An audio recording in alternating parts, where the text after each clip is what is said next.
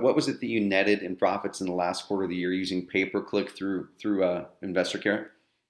$45,238 and So 50 forty, cents. so $45,000 leveraging online marketing. The traffic method you chose is pay-per-click, which we'll talk about here in a second.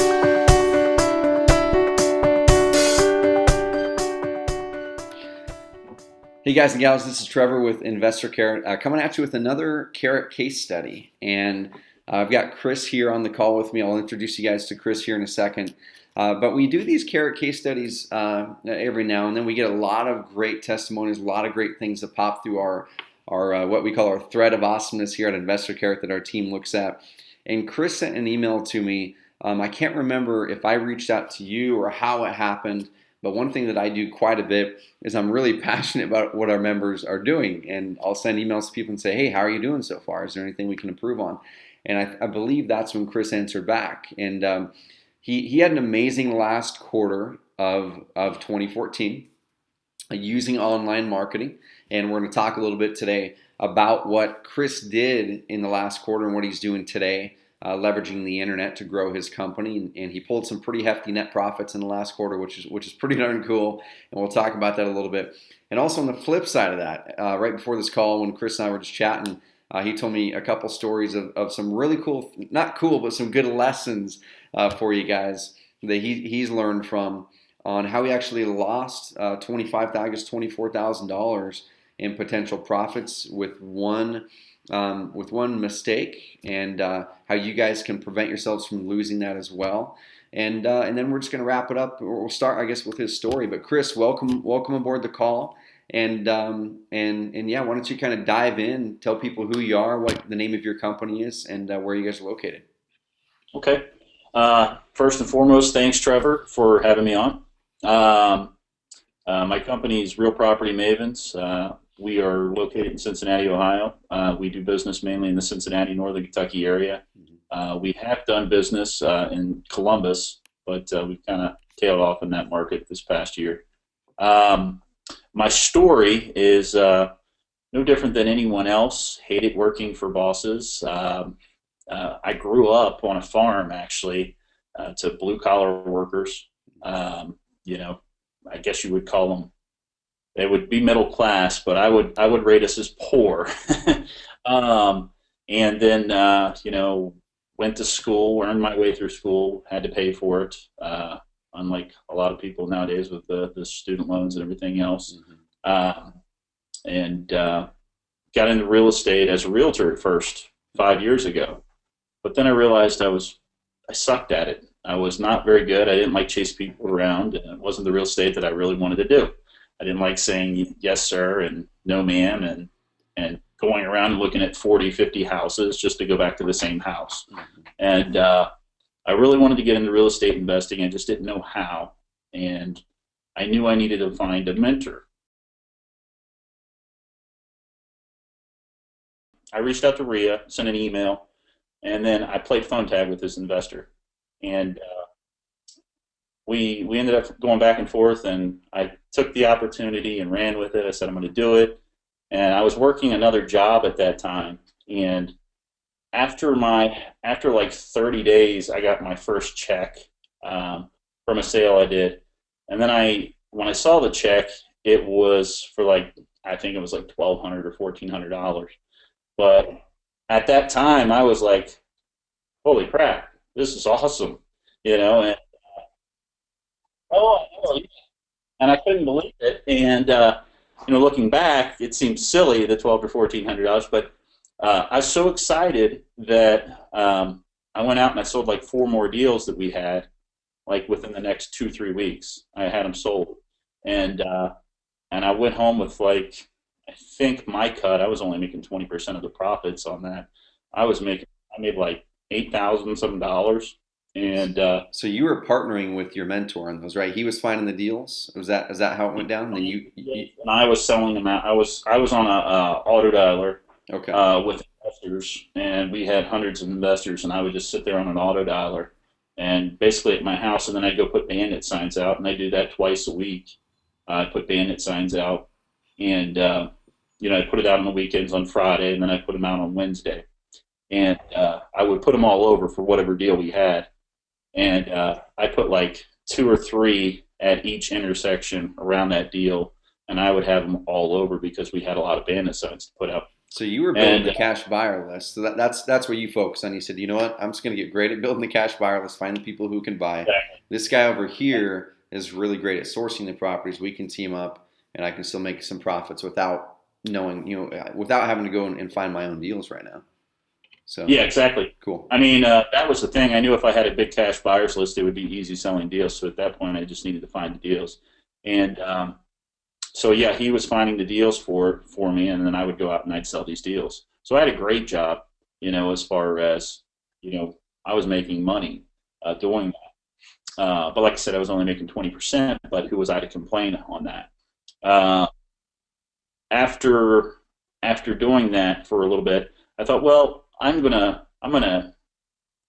can do more in this business if I just take a chance, instead of being afraid to quit my job and go into this full time. If I just take the plunge, I know I'm going to do it. And so what I did was I was probably working for this guy for like 2 months, and I got that big check. All these checks came in, and I had like 8-10 grand or something in my bank. And I said, you know what? I'm going to quit my job. I'm going to go at this full time, because I was just doing that part time at that point. And I was doing great, and a couple investors came to me and said that this particular mentor had cut me out of the deal. Oh, I'd really? sold a deal. Yeah, I'd sold a deal for. I remember I sold one deal in an hour. I played a buyer. I played an investor with a shadow investor and another investor whose offer wasn't that great. Mm-hmm. But I've worked them against each other. I had this deal for like, I don't know, an hour, and I sold it for 106. I got the buyer up to 106. He didn't know he was working against a shadow at that point, but I got him up to 106. And my investor, or my mentor, wanted 110 for this deal. Well, we had the deal for $80,000. Okay. So it was going to be a $26,000 profit. Yep. At that point. But he was real adamant when I called him. He said he wanted 110. I know we can get 110. I know we can get 110. And he said, well, who was the buyer? And now, mind you, this investor, my mentor, he had this deal for 3 weeks and couldn't sell it. And then he sent it to me, so I was immediately on the phone just working this deal. I had put bandit signs up within like 30 minutes. I drove up there, and I had placed bandit signs all over there. Yeah. And anyway, I sold this deal to this guy, and he was ready to sign. He said, I'll close. He was like, I'll close tomorrow if you give me this deal at 106. I'll close on it tomorrow. If you're ready to close, you got the title work back, we'll close tomorrow. And I was like, wow, this is going to be awesome. This is going to be a great commission check here. And so when I was talking to my mentor, and I told him, I said, I've got a guy hooked at 106, and he said, well, what's his name? And I told him, and he said, oh, well, I know I can get 110 out of it. Huh. Well, I got a sneaky feeling, like he was going to go back and work that investor. So I shot the investor a text, and because at this point we've been going back and forth, for the past hour or so, and we were joking around and everything. So I felt comfortable shooting him a text and saying, hey, did you get that deal? And he said, yeah. This mentor of mine, he had just called him and said, I'll give you the deal, but we're not going to include him. Oh, really? And yeah. So now, mind you, this guy had the deal for 3 weeks. He couldn't sell it himself. He sent it out to his buyers list. Nobody jumped on it. And this guy, I worked him up from 75 to 106. He was stuck at 75 for a pretty good long time. And but I thought the using the shadow investor kind of worked to my advantage a little bit, and that this deal was hot and was going to go right away. So anyway, that was the first instance of my mentor kind of cheating me out of a deal. And then the second time it happened, the second time, I was kind of a little disgruntled at that point. Even though I was making money, it kind of felt, wrong. Mhm. to do that. Because at that point, I kind of had a good feel about wholesaling as far as, all right, I know the buyers, Yeah. now I need to just find the deals. And so a few months later, I stuck it out. I really wanted to stick it out. And I was like, hey, why don't we work this market? I'll manage it. You can pay me like 10% for this market for just being a manager. And I was really trying to work it out. But he was kind of scatterbrained, I guess. And, he always put everything on the back burner or whatever. Mhm. But I really tried to work it out. Well, then we had this other deal. It was in a great area. It sold quick. I sold it quick to these guys that, I had built up a great friendship with already over 6 months. Mhm. And they came to me after it was the same scenario. They actually called me on the phone and they said, "Hey, this guy's trying to cut you out of the deal." He flat out told me Hmm. if we cut him out, if we cut Chris out of the deal, you we'll give you the deal. Yeah. And, so at that point, it's like I can't believe that. So I waited. I waited till we. I called him up and I kind of called him out on that first thing, and then I waited till we closed that deal out. And after that, I just kind of, I quit Yeah. at that point. I was like, I'm going to do it myself. So that was So your turning point right there. Then that was your turning point. You said, you know what? I can't be reliant on someone else to be bringing the deal flow that I need to be making my income to put food on the table. So you made the switch. What did you right, do right after that to start generating your own seller leads? And then we'll transition right into the online side of things because I know you sent me the email right around the start of the year and said you had netted. What was it that you netted in profits in the last quarter of the year using pay per click through InvestorCarrot? $45,238 and So 50 forty, cents. so $45,000 leveraging online marketing. The traffic method you chose is pay per click, which we'll talk about here in a second. Driving directly to your Investor Carrot website. So, what was the first thing you tried, Chris, when you went out there to generate your own seller leads? Did you do offline marketing? Was it online stuff? Kind of what was your path?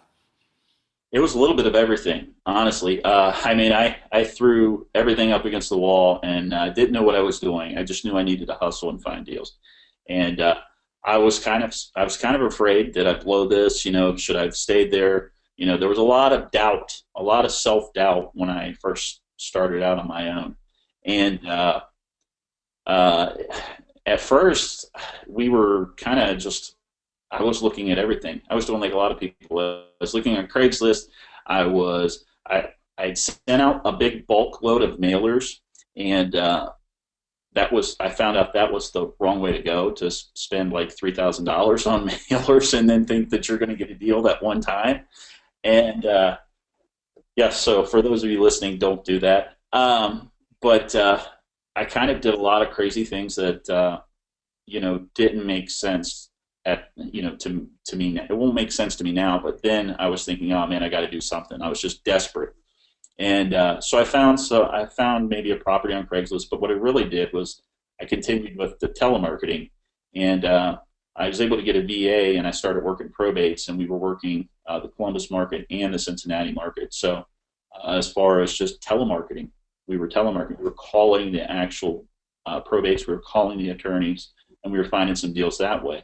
Um, and we did pretty good. My goal, everybody has a broad or a big goal when they start something. I guess my goal was to make six figures my first year. I fell just short. I had some big deals, uh, but a lot of that was just telemarketing and not really knowing what I was doing as far as marketing or what to do. And then this year, but towards the end of 2013, things started to come together a little bit, and I started feeling a little bit better about things. I blew some deals, obviously. I let some deals slide that I shouldn't have let slide. I was just trying to figure out what's a deal and what's not a deal at that point, because I hadn't worked that side. So to me, it was a whole different ballgame because I was trying to do everything by myself. Yeah, and just trying to figure out that side, what's a deal, what's not a deal, looking for deals for investors. One thing I did do a lot was I talked to my investors to see where they wanted properties, and I started trying to find deals in those areas because I knew if I could find them a deal in the area that they wanted, some of my hot buyers, then I knew I'd make money on that. Guys that closed quick, a week, a few days, whatnot. And so that's what I did. I did it pretty successfully. I had some wholesalers that I JV'd on a lot of deals to work it out, 60-40 splits and 50-50 splits and things like that. And I realized that those partnerships are a lot of times there's a lot more drama involved than needs to be, and it's better working for yourself. So what I did this past year, 2014, was I didn't JV with wholesalers. I just had an old school sales guy. I'd send them leads. This was just the last half of the year. I'd send them leads as they came in, and I would let him work them. The first half, I did pretty well on my own doing the list, and I had some deals up in Columbus, and then I kind of quit up there because JVing with a wholesaler on the ground up there turned out to not be so good because it cut my throat a little bit. Which that's par for the course in what we do. You get a lot of that. So how did you make the transition to online? And I guess how did that decision go? So you knew that you needed to get something going, and what did you do? You went to Google and started looking for resources, or you built your own site? Kind of what was the path there? Yeah, I mean, I had this site for a while, realpropertymavens.com, and I never did anything with it. And I had hired VAs to create it and put content on it, and it was just always crap. So I figured, well, I need something professional. I need a professional looking website. I need a presence online and to add credibility. And so I found InvestorCarrot, and I saw the websites, and I thought, oh, well, this will work great.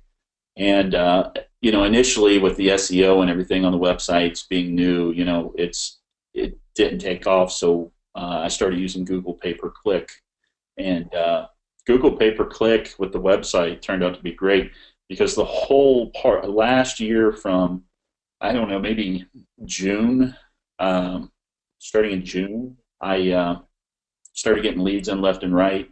They'd either sign up on the form or they'd call me. And pretty much the whole last half of the year, I used the websites and pay-per-click pretty exclusively as far as the deals go. And I got a lot of deals from it. And I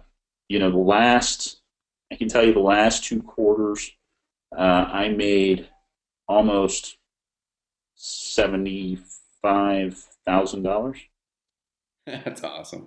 And is that exclusively through the pay-per-click stuff, or is that the majority?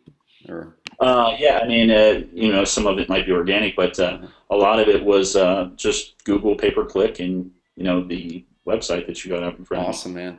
So we're looking at the back end of Chris's website right now. So he's got a couple websites with us. You've got the motivated seller one, which is Cincy Invest, and you've got your main company one kind of that's there. But so looking at the back end here, guys, even if we look on your site, Chris, I mean, so you updated the colors a little bit, changed them to the red. You uploaded your logo. You got some testimonials in there, some videos. You hooked up your social media stuff, and it looks like you have some content in there, which is great. Other than that, you really haven't yet. You didn't reinvent the wheel. You added some of your own content. You tweaked a couple things around here and there.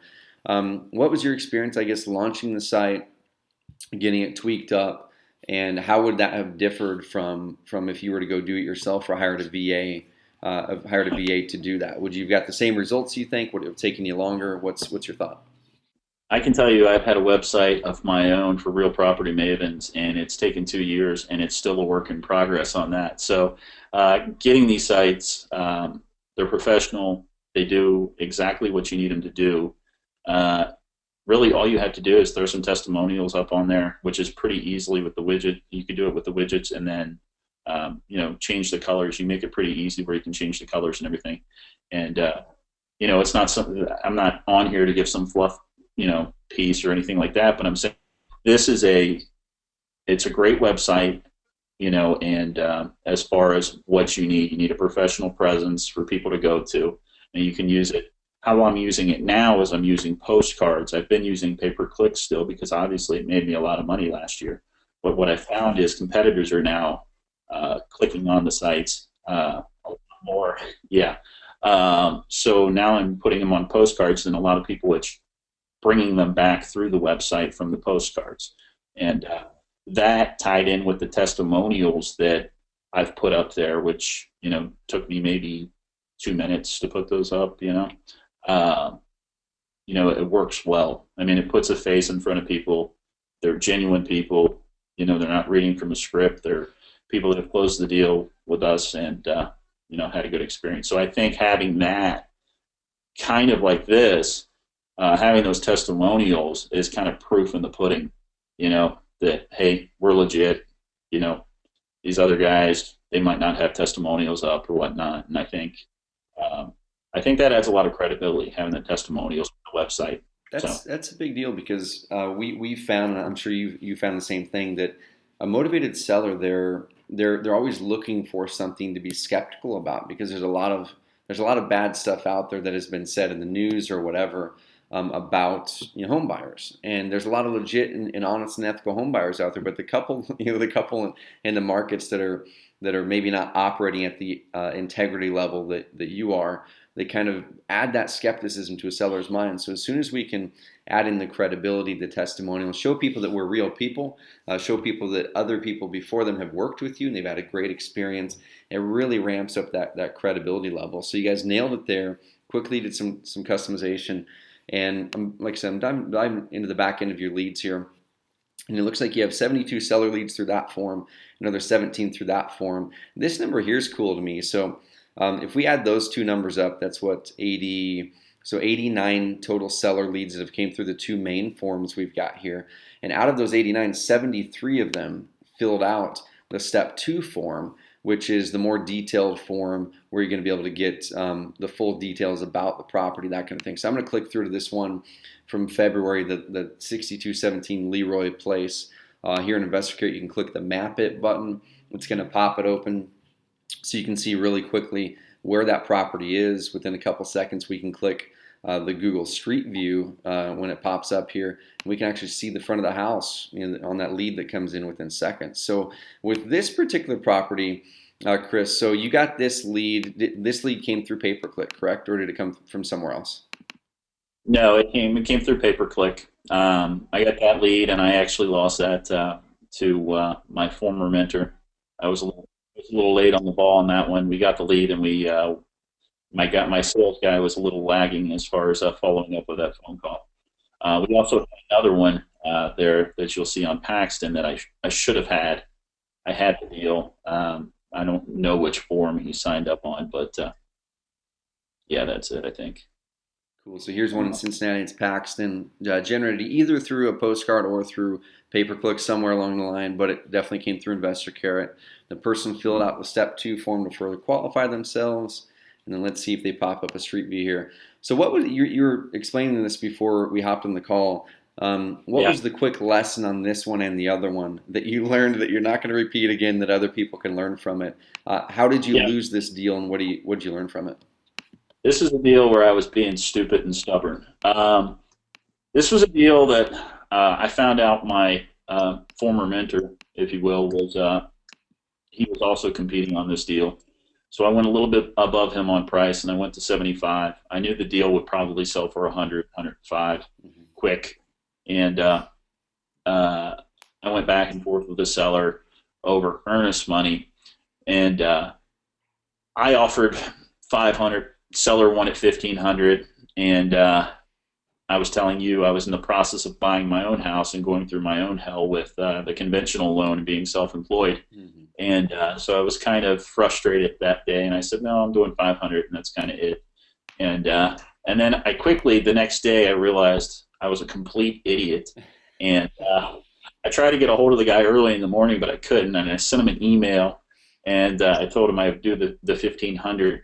And then I followed up with him later in that day, and he said he'd just signed the contract. He didn't get the emails, and he had just signed the contract with my former mentor for the 75. And then he ended up, I saw a Facebook post kind of snooping on him a little bit. I saw a Facebook post where he was in the house, and he said, I just sold my house in I won't name the town, but the suburb of Cincinnati, and then I looked on the auditor side a couple of weeks later, and he had sold it for 100, like I said. So I realized I had lost out on $25,000 So you, so over you money. Yeah, so you lost, and so the potential profit on that was 25,000, and the only Mm-hmm. thing that got in your way, not to rub salt in the wound here, man, but the only thing Oh, that you're got in fine. the way was $1,000 in earnest money, Yeah, and I was being that's stuck, David, because I wouldn't even, I knew the deal was solid, so I knew I wasn't going to need the earnest money, and even if I did, I could put it up and just put it with the title company. But usually, we'll put $100 earnest money, and that's it. We'll send it to the title company, or we'll send a check, and if they need it, we'll send that to them. Um, but this case, I was just being stubborn and sticking to my guns, and it ended up biting me in the butt.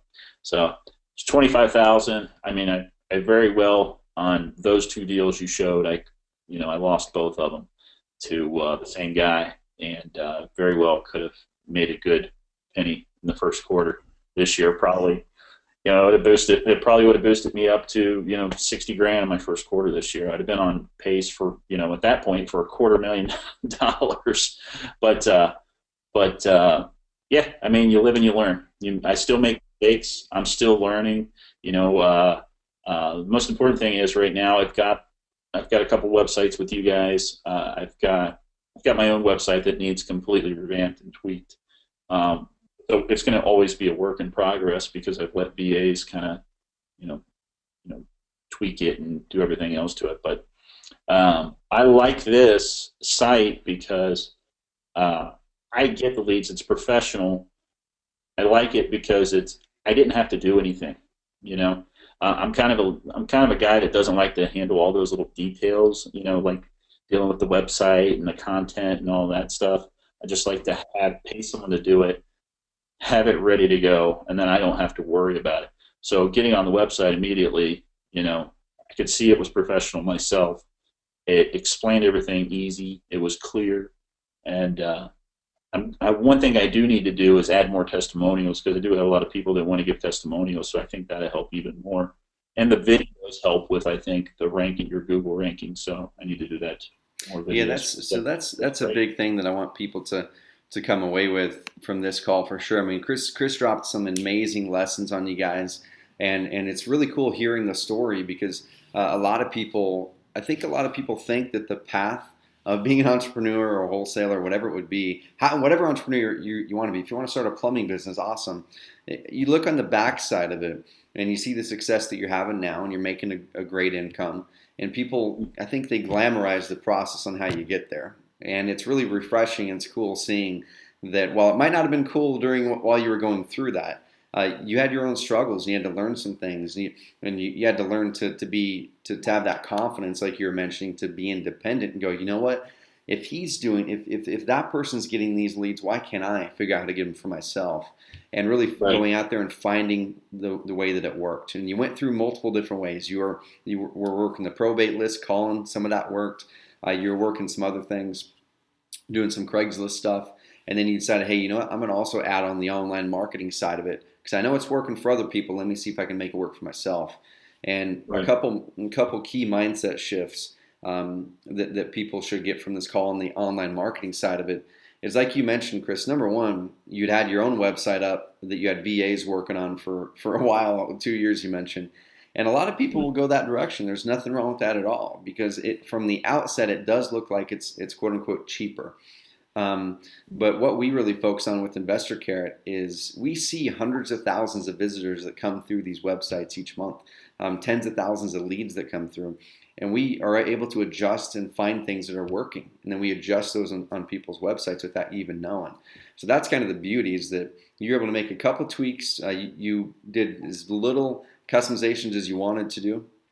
You could go hog wild like a lot of guys do and just make it look completely custom, but you didn't Yeah. reinvent the wheel. You said, you know what, I'm just going to send traffic to this, and I'm just going to let the system work, and it's worked for you. You netted 45 and change in profits in the last quarter of last year, and then another, what is it, 30 or 40 in change in profits so far this year, and without reinventing the wheel, just going and implementing quickly, and adding this extra stream of leads and now income to your business. So, is there anything that you want to kind of pass along to people to wrap up this call, whether it's just on their journey, if they're in a very similar situation that you were in a year or two ago with getting started and taking that leap?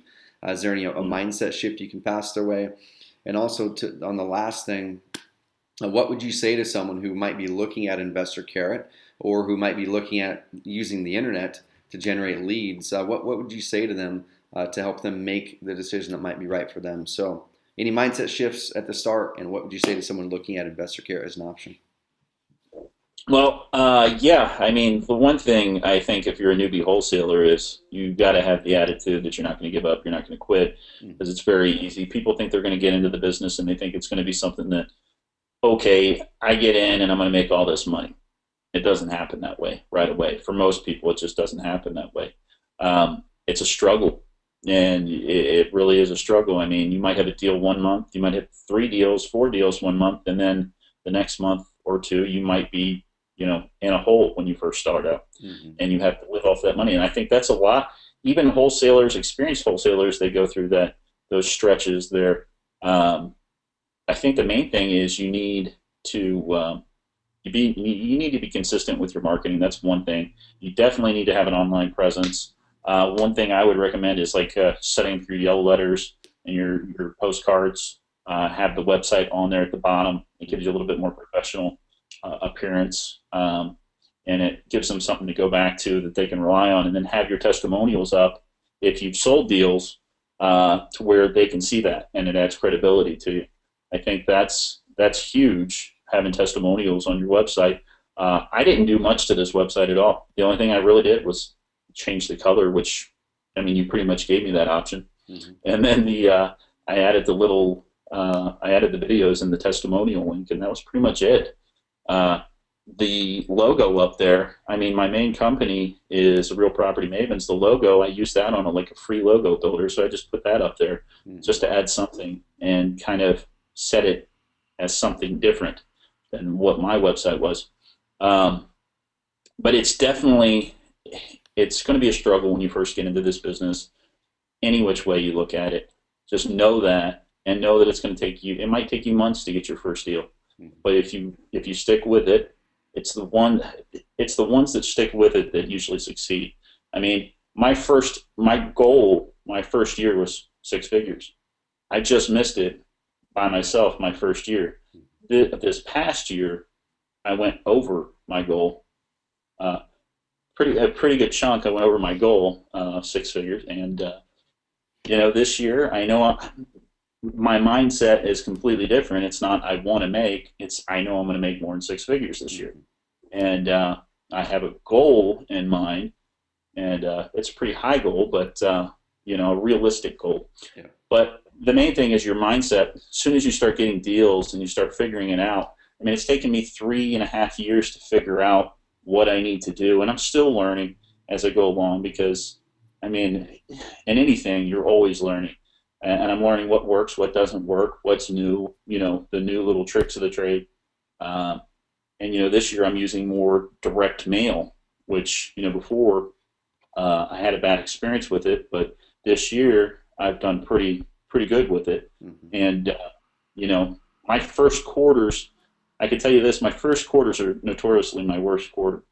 And had I not missed those 2 deals, I would have made more money than I did my last quarter last year. So it was just a matter of timing or, being stubborn or what. But I know that I'll get deals that will make that up. I just know that because I know that I'm in the right place. I'm putting the right marketing out. I have the websites out there. And even though I'm not, I actually took my pay-per-click ads down because competitors, as we mentioned earlier, will click on that link and keep clicking on that link to run you out of business. But, I don't rely on that. I mix it up now, and I use direct mail. We still use telemarketing, and, now we have systems in place where before, I can tell you 3 years ago, I was on the brink of probably going insane over every deal because, it was a struggle. Like you said, it was a struggle to get to this point. I had to hustle my butt off to get to the point where I can make six figures and not worry about it. And when I got on, I can tell you this too, when I got on InvestorCarrot last year and I started getting all these leads, and I was thinking to myself, I can tell you when I sent you that email, I was thinking, my God, I should have had this the whole year. Think of the profits I could have done if I would have had the website at the beginning of the year, Yeah. and the Google pay-per-click.